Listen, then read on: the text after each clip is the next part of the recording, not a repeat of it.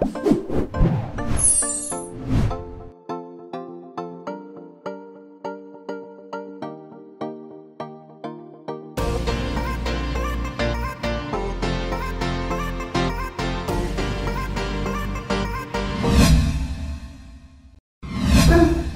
kelihatan benang merahnya kan.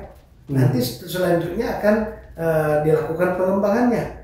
Ya, kapan itu, dari mana dananya, dan tentu langkah-langkah pelelangan. Kan barang-barang tadi yang tadi disebutkan baru bernilai, ada nilai materialnya ketika dia sudah dilelangkan. Nah, itu ada mekanisme sendiri. Nah, jadi itu yang sekarang sedang dipersiapkan menuju ke sana, supaya aspek pencucian uang ini perlu, ya, saya tekankan berulang kali, karena pencucian uang itu dalam rangka mengejar, mencari, dan menyita, merampas kekayaan yang diduga hasil tindak pidana korupsi.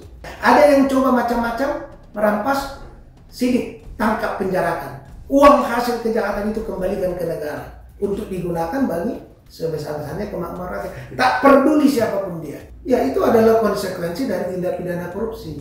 Jadi supaya penelusuran hasil kejahatan itu yang berupa aset, berupa dana dimanapun, itu akan digunakan untuk mengembalikan atau memulihkan kerugian negara, termasuk pemulihan lingkungan. Kan begitu. Siapa yang menanggung semua kejahatan yang sudah terjadi ini? Aspek lingkungan tentu harus dirampas. Uang hasil kejahatan itu ditaruh di mana? Ditelusuri. Siapa yang terlibat?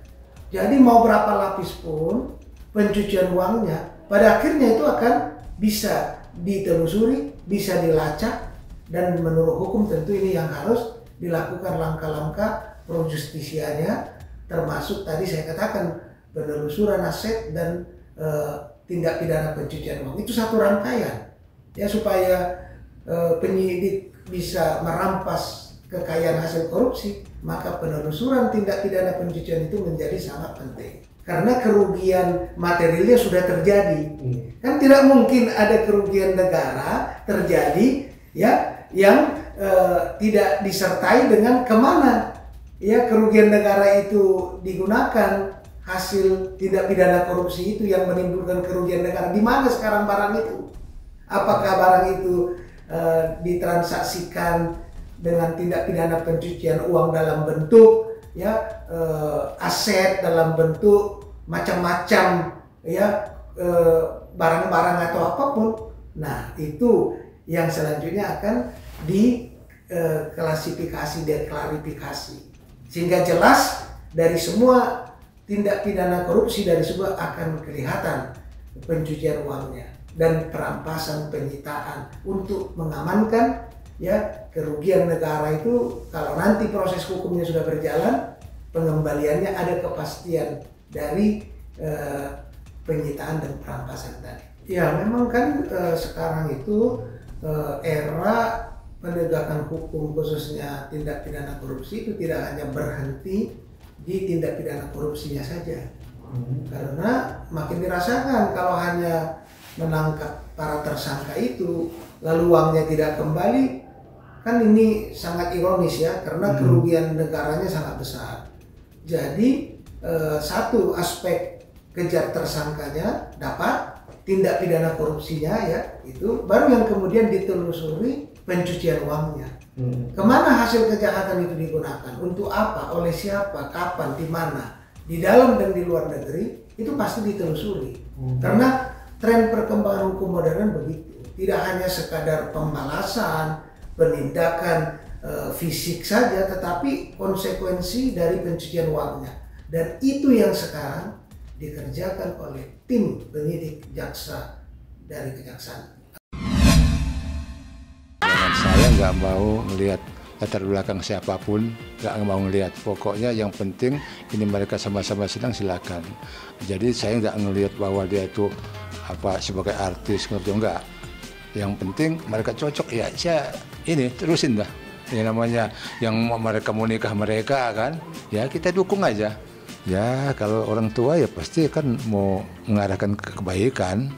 Ya tidak bisa maksa, kita boleh memberikan nasihat. Yang penting jangan memaksakan kepada anak kan. Silakan aja mereka punya pikiran sendiri mana yang baik dan buruk kan. Ya Jadi nggak ada kita harus begini, nggak ada. Ya pokoknya terbaik alhamdulillah. Emang udah jalannya Allah juga kali ya. Jadi ya udah. Jadi memang udah waktunya Allah kasih yang terbaik, kan Allah yang Maha tahu kan. Tahu yang terbaik buat setiap umatnya gitu. Jadi ya saya bersyukur yang jelas. Nggak nyangka juga, tapi yang jelas bersyukur dan senang alhamdulillah. Untuk Adik Dana menikah itu adalah ibadah terlama seumur hidup. Jadi apapun pilihannya, semoga itu yang terbaik dan kami akan mendukung apapun keputusan Dana.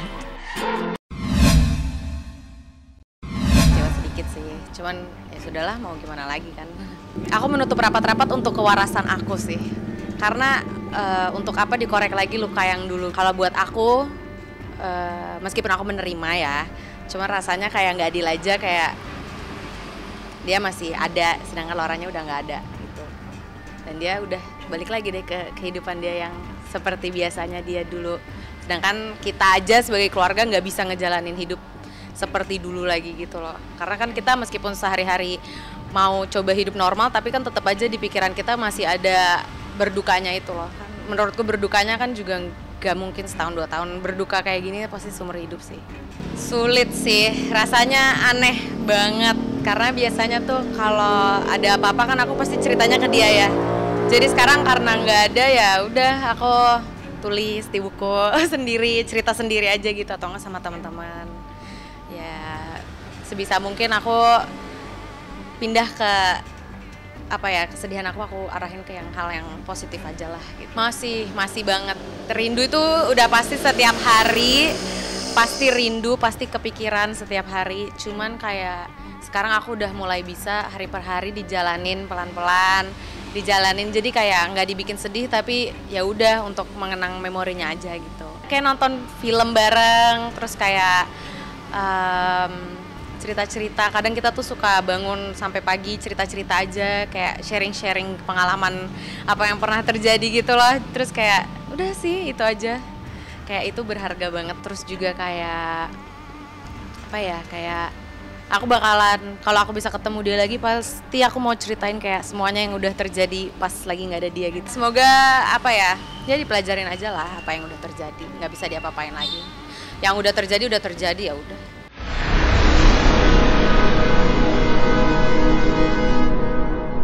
Jadi jangan lupa untuk subscribe Cumi Cumi. Ditekan ya tombol lonceng merahnya.